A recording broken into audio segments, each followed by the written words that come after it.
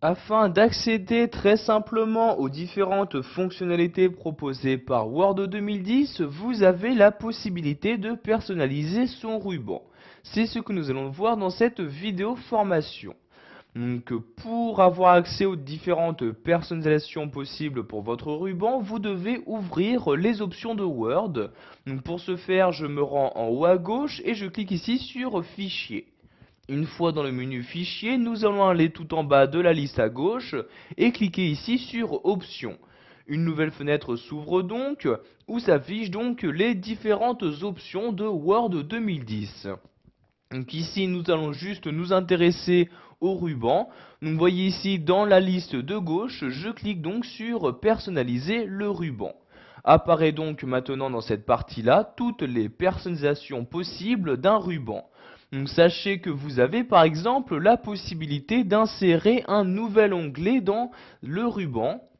Donc, pour ce faire, je clique ici sur Nouvel onglet.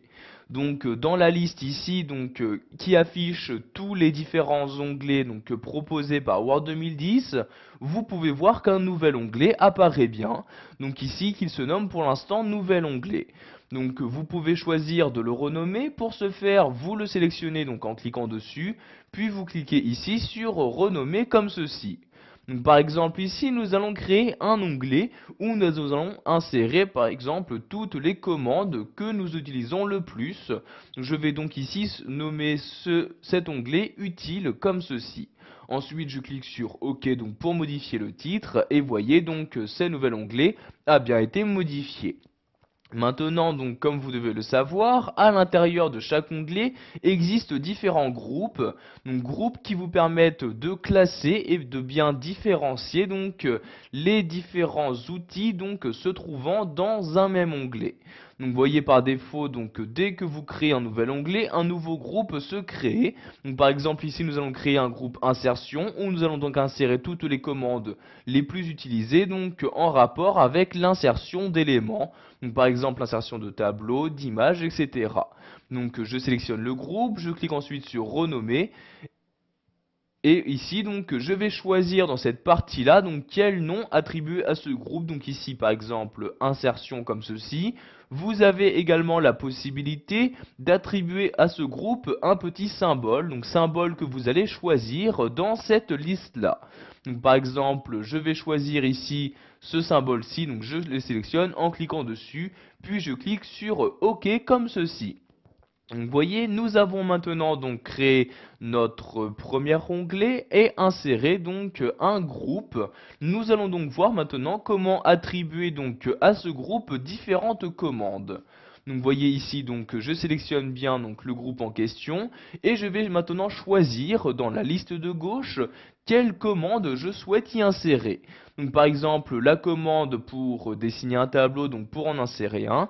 Donc je sélectionne la commande en question. Puis je clique ici sur ajouter comme ceci. Et comme vous pouvez le voir, la commande s'est maintenant ajoutée dans le groupe que j'avais auparavant sélectionné. Donc je vais faire de même par exemple pour insérer une image. Donc je clique ici sur image, donc bien sur la commande correspondante. Puis je clique ici sur ajouter et donc comme vous pouvez le voir, l'outil s'est bien inséré dans le groupe sélectionné. Donc à l'intérieur même d'un groupe, vous avez la possibilité de choisir dans quel ordre d'apparition faire apparaître ces différentes commandes. Donc par exemple, si vous souhaitez que la fonctionnalité insérer une image apparaisse en première position, donc vous sélectionnez la commande en question, je clique ici sur la flèche du haut pour la montée d'un cran et voyez la commande image apparaît maintenant en première position. Vous pouvez faire de même par exemple pour les groupes ou encore les onglets. Donc ici je vais faire apparaître cet onglet en première position.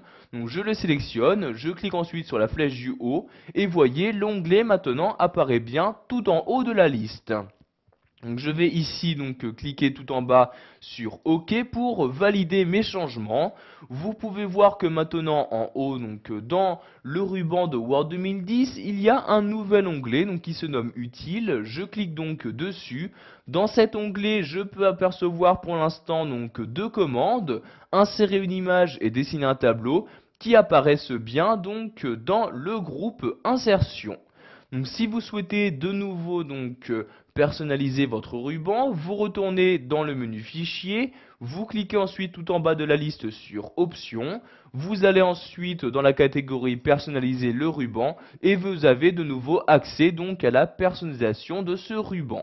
Sachez qu'il n'est pas possible de modifier les différents onglets créés par Word 2010. En effet, vous voyez, si je me rends dans l'onglet Accueil, en cliquant sur le plus, puis par exemple dans le groupe Police, vous voyez ici, je ne peux pas les supprimer. Donc par exemple ici, si je souhaite supprimer Police, vous pouvez voir que la fonctionnalité n'est pas disponible. Donc nous allons voir ici maintenant comment créer un nouveau groupe. Donc je me rends ici bien dans l'onglet utile, l'onglet que je peux personnaliser, et je clique ici en bas sur nouveau groupe.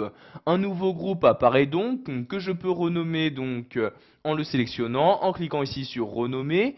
Donc ici je vais par exemple le renommer mise en forme comme ceci, je sélectionne mise en forme, je clique ici sur OK comme ceci, et je vais maintenant y insérer différentes commandes. Donc je sélectionne bien le groupe pour insérer ces commandes dans ce groupe là, et je vais par exemple insérer la commande couleur de police. Je clique ici sur ajouter, couleur de surbrillance du texte, je clique sur ajouter. Vous pouvez faire de même par exemple pour l'alignement, aligner à gauche, je clique sur ajouter. De même pour centrer, je sélectionne la commande, je clique ici sur ajouter, etc. Vous faites ceci pour toutes les commandes que vous souhaitez. A l'inverse, pour supprimer une commande, par exemple la couleur de surbrillance de texte, je la sélectionne et je clique ici sur supprimer. Et maintenant la commande a bien disparu de mon onglet. Toujours pour valider vos différents changements, vous cliquez ici sur OK et voyez maintenant dans l'onglet utile apparaît bien un nouveau groupe, le groupe mise en forme, avec les différentes commandes de mise en forme que j'ai choisi d'y insérer. Voilà, vous savez maintenant comment personnaliser votre ruban sous Word 2010. Vous avez appris à créer un nouvel onglet ainsi qu'un nouveau groupe et à y insérer différentes commandes.